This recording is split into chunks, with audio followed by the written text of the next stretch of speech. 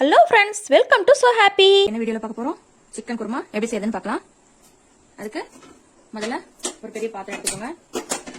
அகலமான பாத்திரம் வச்சிருக்கேன். கடலை எண்ணெய் ஒரு 4 டேபிள் ஸ்பூன் ஊற்றிக்கோங்க.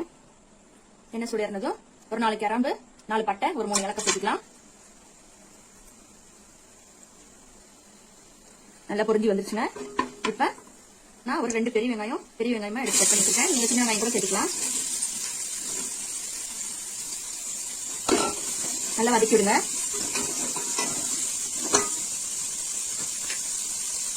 கொஞ்சம் உப்பு சேர்த்துக்கோங்க. சீக்கிரம் வதங்கும்.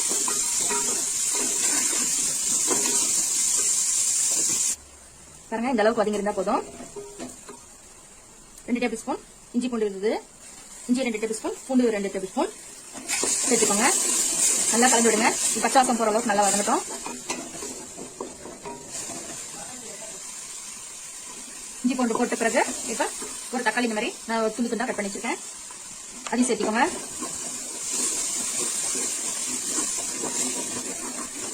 நல்லா வதக்கி விடுங்க.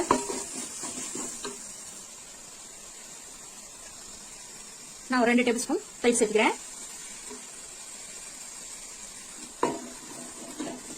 இதையும் நல்லா வதக்கி விடுங்க. பாருங்க, இந்த அளவுக்கு வதங்கி இருந்தா போதும். இப்ப காரத்துக்காக தனி மிளகாத்தூள் 1 டீஸ்பூன் சேர்த்துக்கோங்க. மல்லித்தூள் 2 டீஸ்பூன் சேர்த்துக்கோங்க.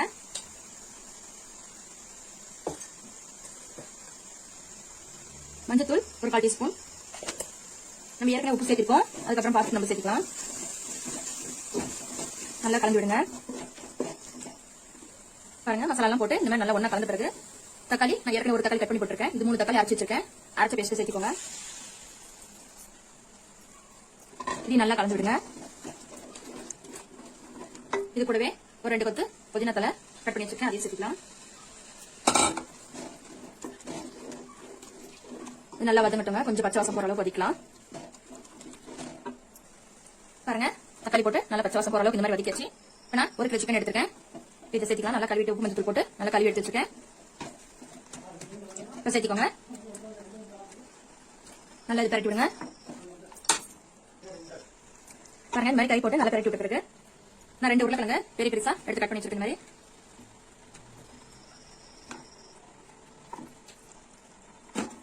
இதையும் சேர்த்து நல்லா கலந்து விட்டுருங்க.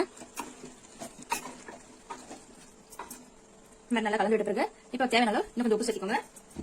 உப்பு சேர்த்துட்டு கறி உருளைக்கிழங்கு வேகிறதுக்காக நம்ம தண்ணி ஒரு 1/2 லிட்டர் பக்கம் சேர்த்துக்கலாம்.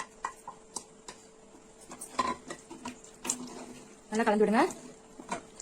நம்ம குக்கர்ல போடல, நீ சரியில தான் வேக வச்சிருக்கோம். அதனால இன்னும் கொஞ்சம் தேவையான இன்னும் கொஞ்சம் தண்ணி சேர்த்துக்கோங்க.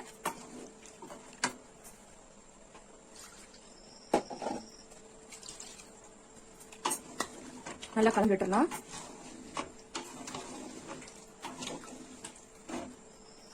நல்லா கலந்து விட்டுட்டு ஒரு தட்டு போட்டு மூடி வச்சிருங்க. வேக ஒரு 10 நிமிஷம் வச்சு பார்க்கலாங்க. வாங்க, ஒரு 10 நிமிஷம் ஆயிடுச்சு. இப்ப எடுத்துட்டோம். நான் 1/2 மூடி தேங்காய் எடுத்து அரைச்சு வச்சிருக்கேன். இந்த மாதிரி நைஸா அதை சேர்த்துக்கோங்க.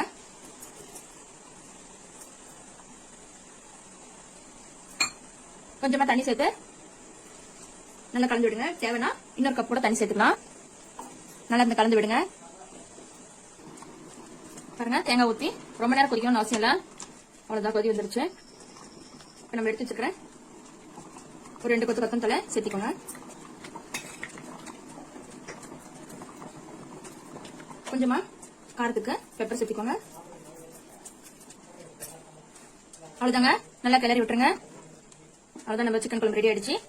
இது பவுல்ல சர்வ் பண்ணிட்டு பார்க்கலாங்க.